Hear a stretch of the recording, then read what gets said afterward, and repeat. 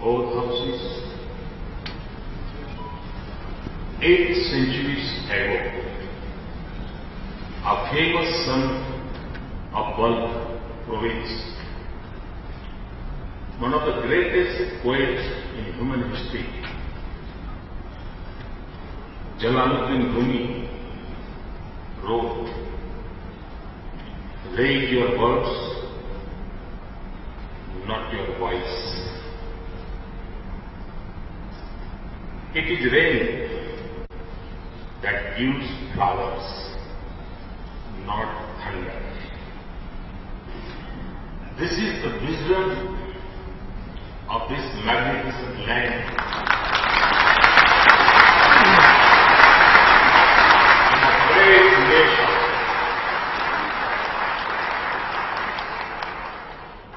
A land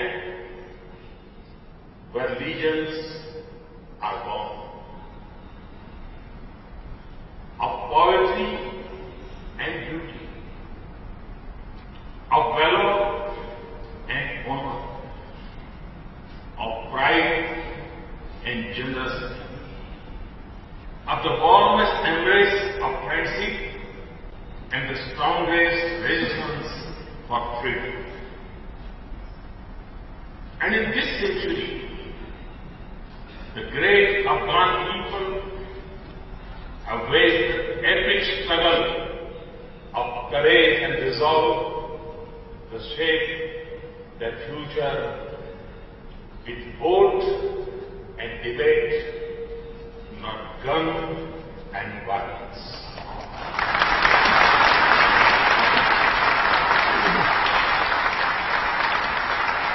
A country with an abiding faith in the tradition of Jirga has chosen the path of democracy, and it has done it against the challenges that would have defeated a lesser people. It is a tribute to the countless nameless Afghans who laid down their lives and sacrificed their future.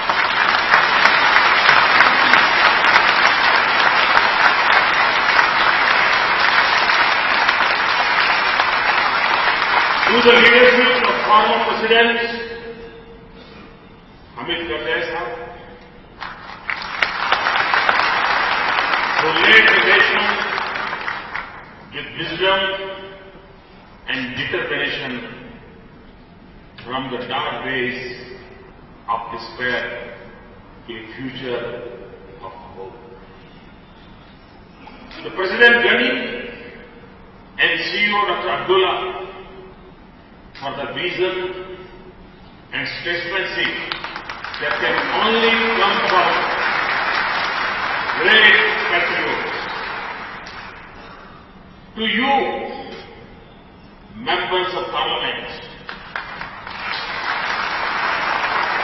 for craving voices to take your seat in this House in trust of your people.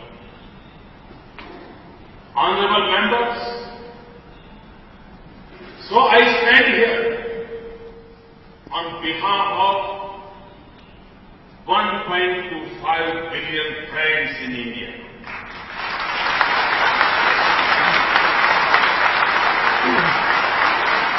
In admiration of your achievements, in gratitude for your friendship, and in solidarity for your future. And today,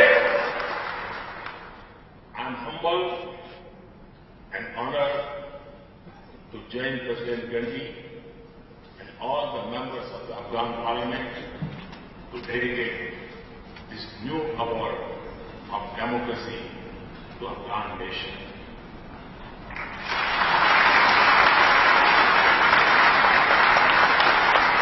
We do not have chosen a more special day than the birthday of one of the tallest leaders of our time, former and Bharat Ratna Sri Atal Bihari Vajpayee. With Karjai Sahab. And we are deeply touched that you have chosen the name one wing in this building, the Atal Block. This Parliament House brings together our two nations through the vision of our leaders, the labor of our people, and the stones of our lands. And the Atal Block unites us in spirit because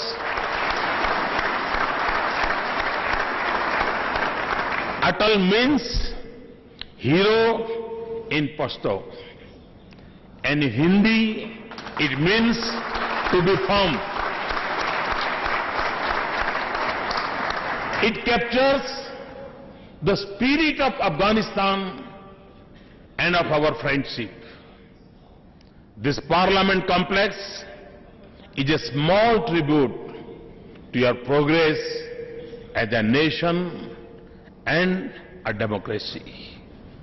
And it will stand as an enduring symbol of the ties of emotions and values, of affection and aspirations that bind us in a special relationship. Honorable members, our ties aren't as ancient as history. Over the mighty Hindu Kush and through the forbidding Khyber Pass, monks, merchants, and monarchs have linked us through knowledge, culture, religion, commerce, and kingdoms. In the shifting lines of history, there were times we have been one. There were times we saw wars. But through the ages, we have always enriched one another. In the timeless Buddhist symbols of Anak and Bamyan, and in the majestic monuments of Delhi, in our culture and art, in language and literature, food and festivals, we see the imprint of our timeless relations.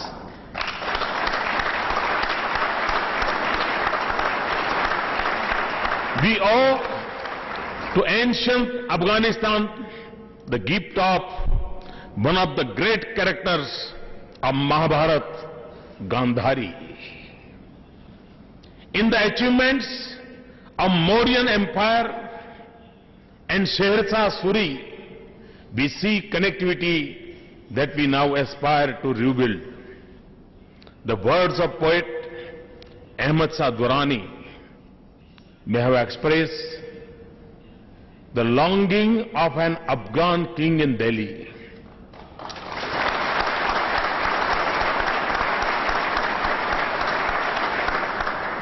I forgot the throne of Delhi when I remember the mountain tops of my Afghan land. But in the heart of every Indian and Afghan, there is a boundless love for each other.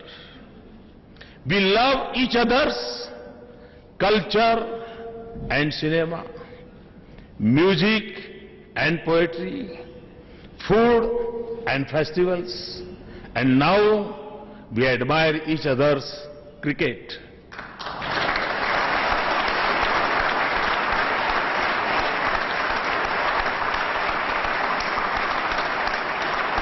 We are delighted that the Afghan national cricket team has found its home ground near Delhi, and is practicing for next year's World Cup. And I congratulate the Afghan under-19 team that just beat Zimbabwe in its first home series.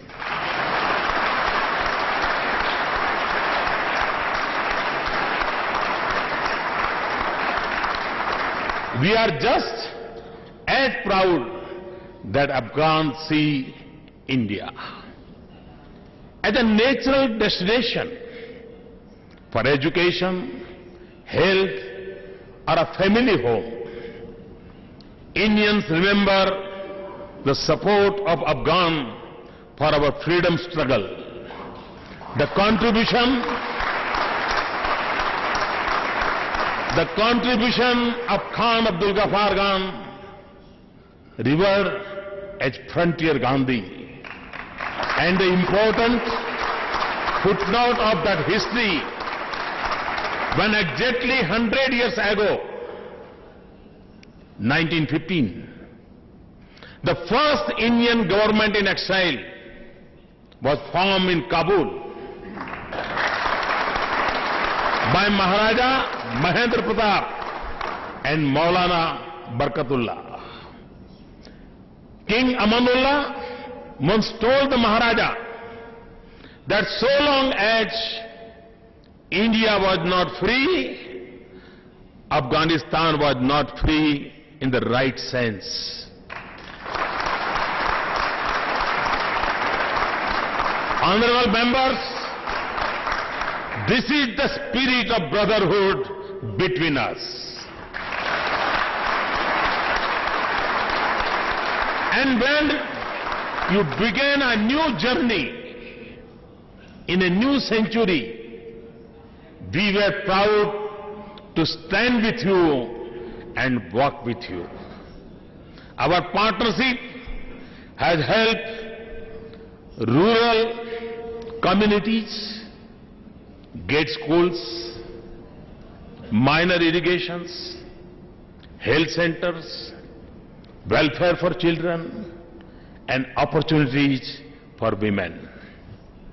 Together, we have built roads that have brought regions closer, power transmission lines and power stations that light up Afghan homes, satellite links that bring education, medical advice and communication to Afghan people. And we are helping the security forces become more mobile. The institutions we are establishing together are helping rebuild agriculture and mining in Afghanistan and make advanced medical care available in Kabul. Nothing is more important for a nation than its human resources. So we are pleased that our scholarships and training programs are empowering Afghan youth with modern education and professional skills. Afghan government with resources to develop their country and the Afghan security forces with the capacity to secure their nation. Power and water will flow out of Salma Dam soon.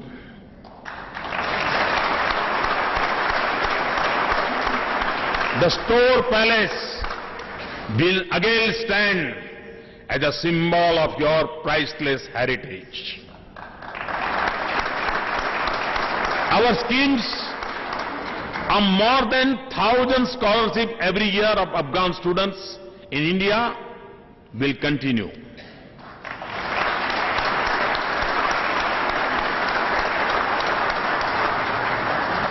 We are pleased with the response to our special scholarship scheme in agriculture science. Today, I announce 500 scholarship for the children of the martyrs of Afghan security forces.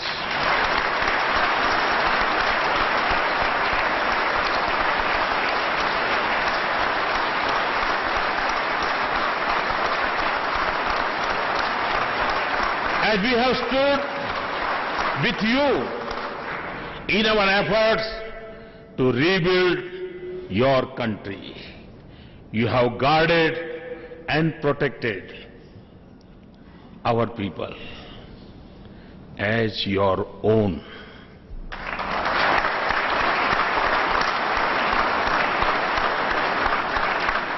We have faced daily threats, but we feel secure in your midst. To every Afghan who has risked or lost his life so that his Indian guest is safe,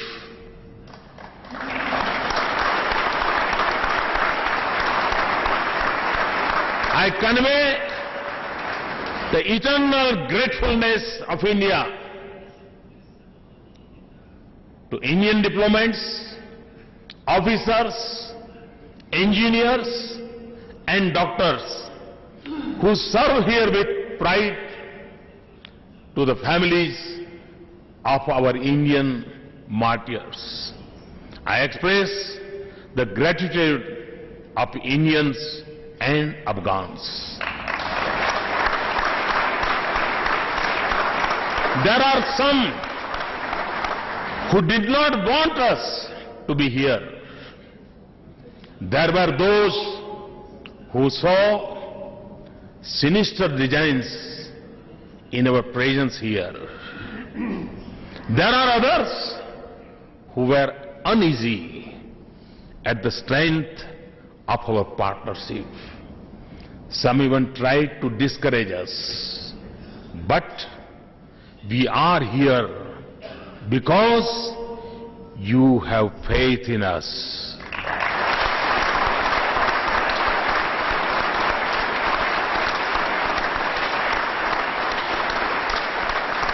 You never doubted the sincerity of our commitment and the strength of our friendship. And you have seen the fruits of our partnership. You have judged us by what you see, not what others tell you, including about the mysterious Indian consulates.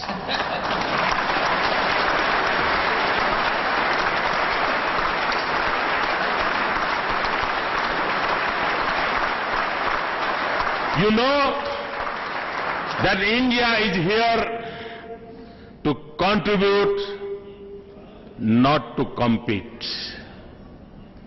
To lay the foundations of future, not light the flame of conflict. To rebuild lives, not destroy a nation.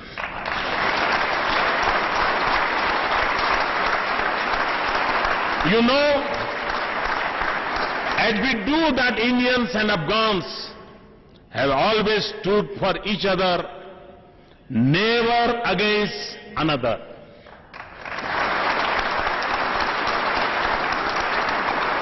You have been at the crossroads of history, and your history tells us that you will never let yourself become a theater of competition or serve the designs of others.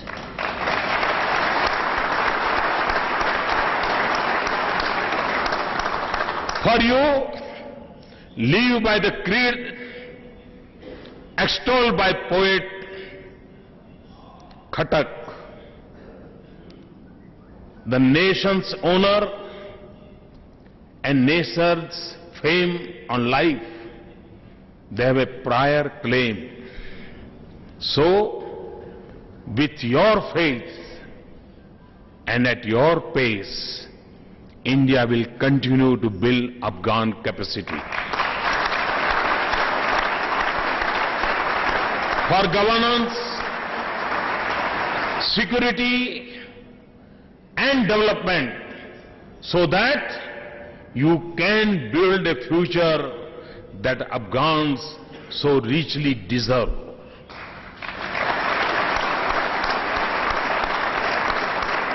We will do this from the responsibility that comes from our friendship. But we also do this with a commitment to peace and stability in our region. We know that Afghan success will require the cooperation and support of each of its neighbors. And all of us in the region, India, Pakistan, Iran, and others, must unite in trust and cooperation behind this common purpose and in recognition of our common destiny.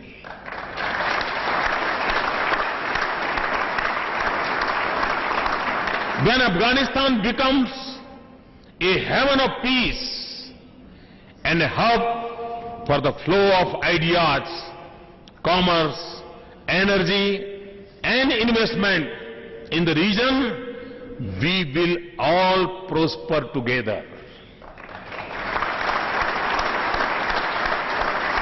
That is why we are working to improve your connectivity by land and sea, including through Chahbar in Iran. That is why I hope that Pakistan will become a bridge between South Asia and Afghanistan and beyond.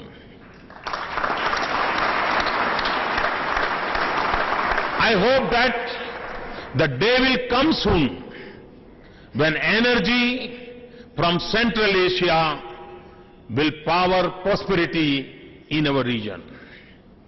When a Kabuliwala can once again come across easily to win Indian hearts.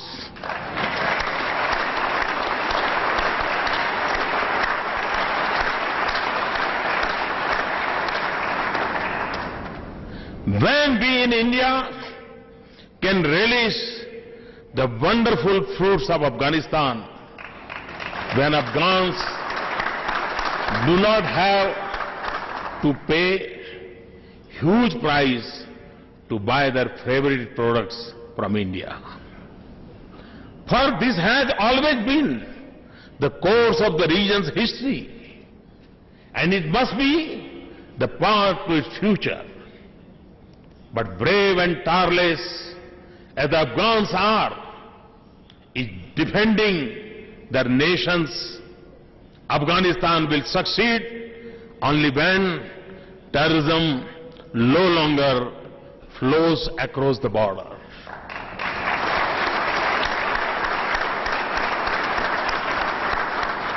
When nurseries and centuries of terrorism are shut and their patrons are no longer in business. Terror and violence cannot be the instrument to shape Afghanistan's future or dictate the choices Afghans make. For the fire that is lit in Afghanistan can never be contained within these boundaries. Afghans have the wisdom to seek peace with neighbors, but also the courage to defend their freedom.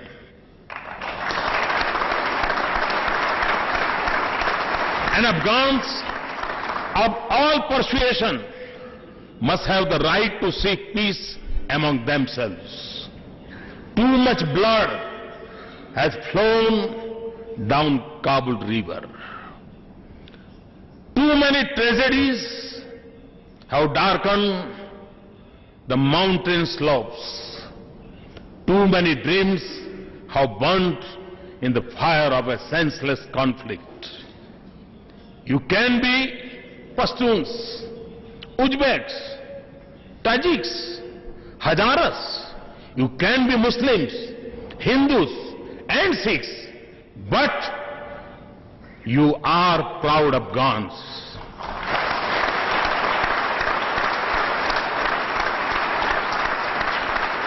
Who can come together as one nation and one people.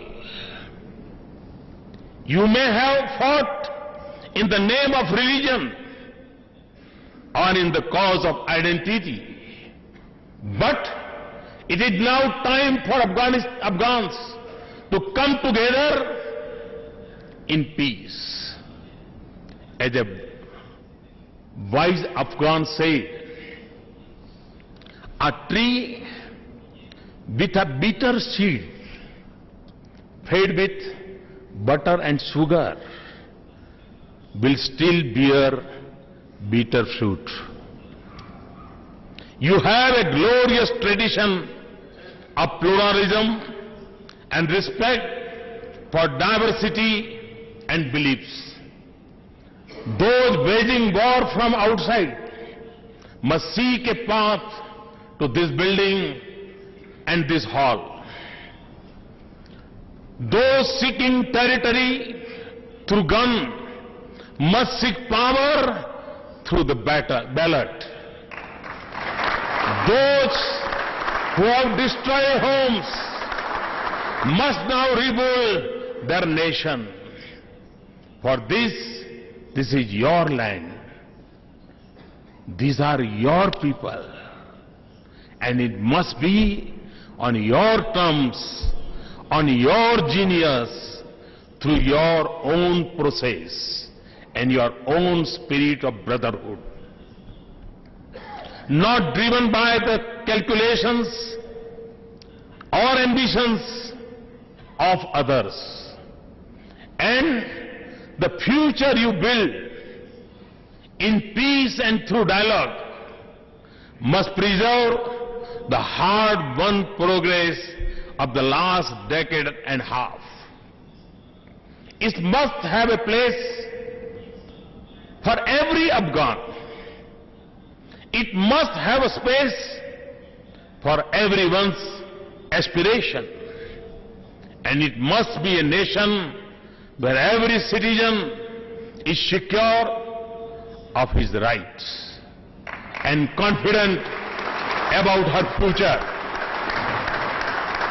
And as Afghans take responsibility for their future, the world must stand with them in solidarity and support.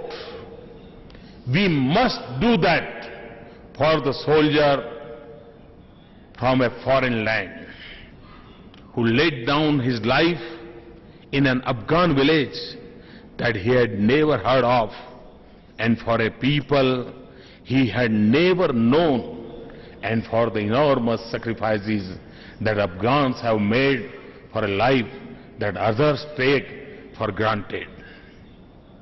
We must support Afghanistan without timelines, because new clouds of extremism and terrorism are rising.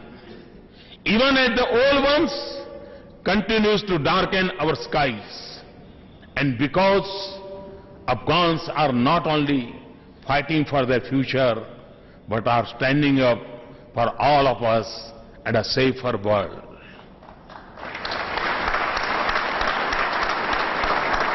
The world will be a better place when we can experience the real wealth of Afghan people in their diversity and rich heritage.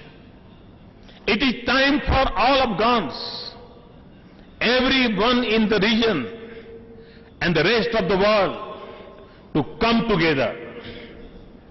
The sacrifices must not go in vain. The flame of hope should not die.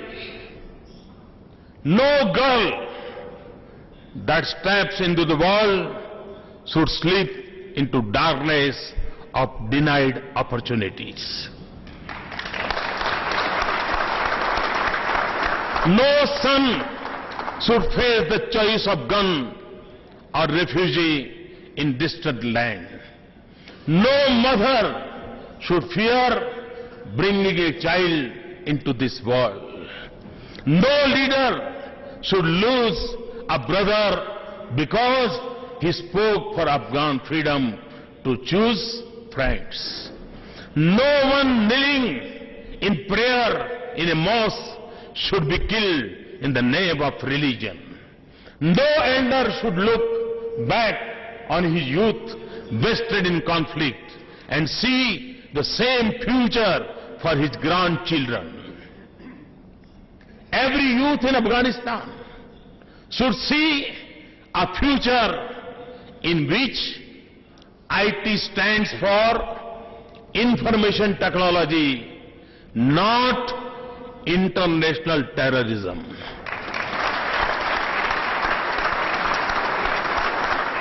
I repeat, every youth in Afghanistan should see a future in which IT stands for information technology, not international terrorism.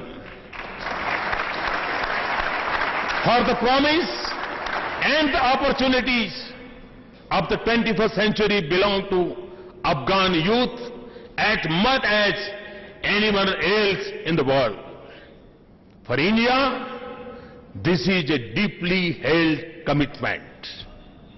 Your suffering is our pain.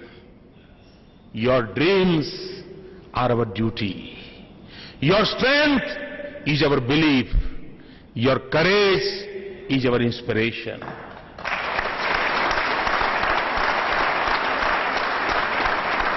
Above all, your friendship is our honor.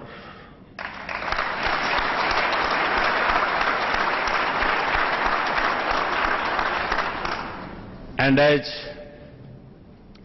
Hindi cinema's most famous Pathan character, Sher Khan,